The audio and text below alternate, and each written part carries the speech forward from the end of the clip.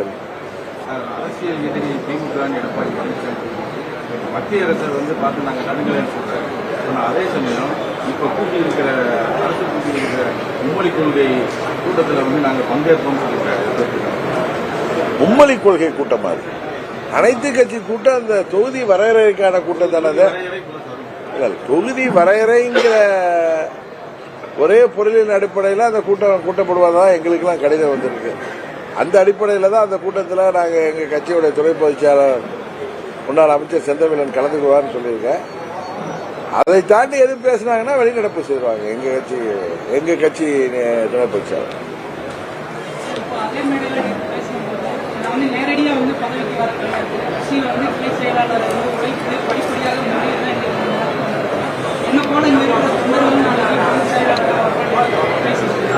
அதான் பொதுச் செயலாளர் வர்றதுக்கு வாய்ப்பு இல்லை. தலைவர் கொண்டு வந்த சட்ட அந்த பைலாக்களே சட்ட திட்டங்களே மாற்றிட்டாரு. ஒரு முன்ன தலைவர் காலத்தில் எந்த தொண்டர் வேணாலும் பொதுச் செயலாளர் தேர்ந்தெடுக்கப்படலாம் இருந்தது. மீறி இப்ப பொதுச் செயலாளர்னா அவருக்கு இத்தனை மாவட்ட ஆதரவு வேணும்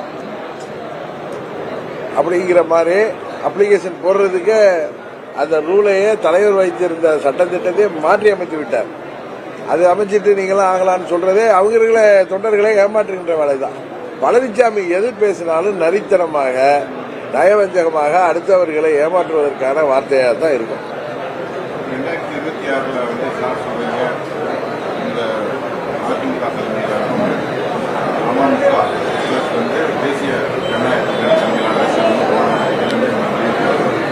மற்ற தலைவர்களும் தெரிந்தவர்களும் அதே வலியுறுத்துறாங்க. ஒன்றிணைந்தால்தான் இதில் எல்லோருக்கும் வாழ்வு வரும் தேர்தலை ஒன்றிணைகிறது. யாராக இல்ல, அம்மாவின் உண்மையான தொண்டர்கள் அவர்கள் எங்கிருந்தாலும் அவர்கள் அனைவரும் ஓரணியில் திரண்டால்தான் தீய சக்தி திமுகவை வீழ்த்த முடியும். மீண்டும் அம்மாவின் ஆட்சி தமிழ்நாட்டில் ஒரு நல்ல ஆட்சி வர முடியுங்கிறது தான் எல்லாருடைய கருத்து. அது அம்மாவின் தொண்டர்கள் எந்த கட்சியில இருந்தாலும் இன்றைக்கு பிரிந்திருந்தாலும் அவர்கள் எல்லாம் உணர தொடங்கிவிட்டார்கள். யாரோ ஒரு சிலரின் பதவி வெறிக்காக சுயநலத்திற்காக இன்றைக்கு அம்மாவின் தொண்டர்கள் அனைவரும் ஓரணியில் திரள்வது தடுக்கப்பட்டு வருகிறது. அது உறுதியாக முறியடிக்கப்பட்டு விடும் என்று நம்புகிறேன். அதனாலதான் சொல்றேன், இரட்டை இலை பழனிசாமிகிட்ட இருக்கு, படபலம் இருக்குன்னு சொல்லி தங்களை தாங்களே ஏமாற்றிக் கொண்டு அவருக்கு காவடி தூக்குபவர்கள் நாளைக்கு வருத்தப்படக்கூடிய சூழ்நிலை வரும். அதற்காக ஒழுங்காக முடிவெடுங்கள், யோசித்து முடிவெடுங்கள் என்று சொல்கிறேன். அவ்வளவுதான்.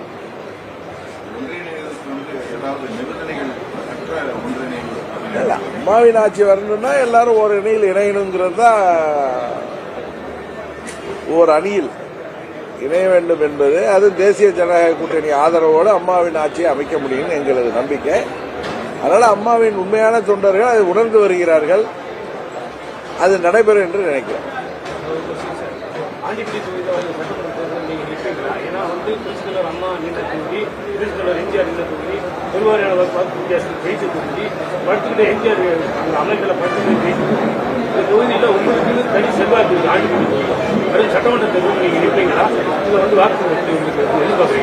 இல்ல, நான் இன்னும் அதை பத்தி முடிவெடுக்கல. முடிவெடுத்தா உறுதியாக போட்டிடுவேன். சட்டமன்ற பொதுத் தேர்தலில் போட்டிடுவேன். இல்ல, அது இன்னும் முடிவு செய்யலாம். அது இன்னும் முடிவு செய்தாதான் உங்கள்கிட்ட முன்னாடியே சொல்றேன். சரி,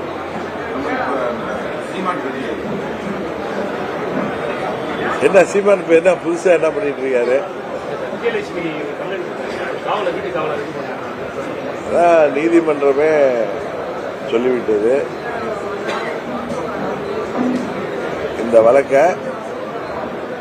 நீங்களாலாம் விட்ரா பண்ண முடியாது, அதை அந்த வழக்க தள்ளுபடி செய்யணும் அப்படின்னு சொல்லி திரு சீமான் அவர்கள் போட்ட இதுலயே அதெல்லாம் முடியாது. வழக்கு தொடுத்தவங்களே குற்றச்சாட்டு சொன்னவங்களே நினைத்தாலும் விட்ரா பண்ற அளவிற்கு இது இல்லை. ரொம்ப கடுமையான குற்றச்சாட்டுகள் இருக்கு. அதனால் நீதிமன்றம் இதை விசாரிக்க வேண்டும் அப்படின்னு சொல்லி நீதிமன்றம் பல கருத்துக்களை சொல்லியிருக்கு. அதெல்லாம் விலாவாரியா சொல்ல தேவையில்லை. அதனால சட்டத்தின் முன்பே சீமான் அவர்கள் அவர் தான் மடியில் கன இல்லை என்றால் அதை எதிர்கொள்வதுதான் ஒரு நல்ல வழிமுறையாக இருக்கும்.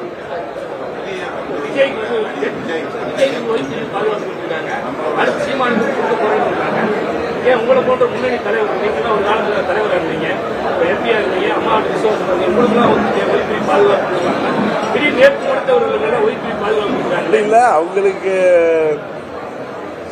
ஏதாவது பாதுகாப்புக்கு அச்சுறுத்தல் இருக்கலாம், அதனால மத்திய அரசு கொடுக்குது. அதான தவிர எங்களுக்கெல்லாம் ஒன்றும் பாதுகாப்பு இல்லை. எங்களுக்கு தமிழ்நாட்டு மக்களே பாதுகாப்பு, அதனால எங்களுக்கெல்லாம் தேவையில்லை என்பதுதான் எங்களுடைய எண்ணம்.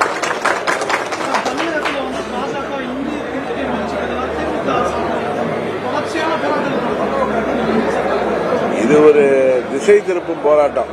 இந்த ஆட்சியில தினம் ஒரு கற்பழிப்பு, தினம் ஒரு கொலை, கொள்ளை, சிறுமிகள் முதல் வயது முதிர்ந்தவர் வரை பெண்களுக்கு பாதுகாப்பு இல்லை.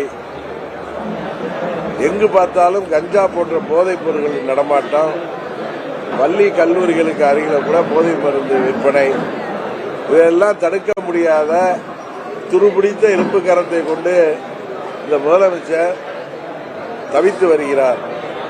இன்னும் சொல்ல போனா திமுகவினரின் அராஜகம் பெருகி வருது. ஊடகத்திலே பார்க்கிறோம், அந்த மாவட்ட செயலாளர் பேசுற பேச்சு, இதுதான் திமுகவின் மனநிலை. இன்னும் அடுத்த கட்டமாக இன்னும் ஓராண்டு தான் இருக்கு. முதலமைச்சர் சொன்ன மக்களுக்கு கொடுத்த வாக்குறுதிகளில் 90% நிறைவேற்றவில்லை. அதனால இதெல்லாம் திசை திருப்புவதற்காக மத்திய அரசாங்கம் அறிவித்திருக்கிற மும்மொழி கொள்கையை தேவையில்லை என்றால் தமிழ்நாட்டில் இருமொழி கொள்கையே போதும் என்று நாம் முடிவெடுத்து விட்ட பிறகு இந்தியை திணிக்கிறாங்கன்னு சொல்லி மக்களை திசை திருப்பதற்காக தெருவா போராட்டம் பண்றாங்க. இது போக்குவரத்துக்கு இடைஞ்சலா இருக்கு. இது காவல்துறை தகுந்த நடவடிக்கை எடுக்கணும். முதலமைச்சர் போகிற இடத்துல எல்லாம் 10,000 கோடி நிதி கொடுத்தாலும் வேணான்னு சொல்றதை விட்டுட்டு அவங்க அப்பாவுக்கு நாணயம் வெளியிடுறதுனா மத்திய அமைச்சர் தேவைப்படுது. அவங்க அப்பாவுடைய சிலை திறக்கிறதுக்கு துணை ஜனாதிபதி தேவைப்படுது. அவங்க அலுவலக திறப்புக்கு உள்துறை அமைச்சர் வேணும். அதுபோல அவங்களுடைய நிகழ்ச்சிகளுக்கு பிரதமர் வரணும்னு கேட்கிறவங்க தமிழ்நாட்டு மாணவர்கள் நலன் கருதி இங்கே இருமொழி கொள்கை தான் வேண்டும் என்ற முடிவெடுத்த பிறகு பிரதமரை போய் பார்த்து எங்களுக்கு நிதியை கொடுங்க, மும்மொழி கொள்கை வந்திருக்கிறதுனால அந்த நிதியை எங்களுக்கு அதன்படி கொடுக்க வேண்டிய நிதியை நீங்க எங்களுக்கு கொடுங்கன்னு சொல்லி அவரை போய் அணுகுவதை விட்டு இங்க ரோட்ல நின்று போராட்டம் பண்றதுல எந்த பிரயோஜனமும் இல்லை.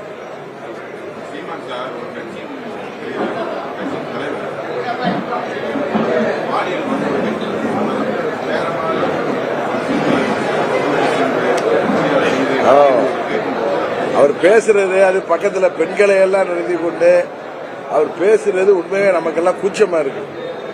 அப்படிதான் அங்க கூட நிக்கிற பெண்கள் அதை தாங்கி கொண்டு அவங்க கவனிச்சாங்களா என்னன்னு தெரியல. அவர் பேசுவதெல்லாம் இப்ப அவர் பதஷ்டத்துல ஏதோ வாய்க்கு வந்ததெல்லாம் பேசுறாரு. இது ஒரு அரசியல் கட்சி தலைவரா நாம எல்லோருக்குமே தலைக்குனிவா தான் இருக்கு. அதுதான் நிலை. அவர் பேசுவதையெல்லாம் காது கொடுத்து கேட்க முடியல. இது அவரே அவர் வீழ்த்திக் கொள்கிறார் தான் நினைக்க வேண்டியது.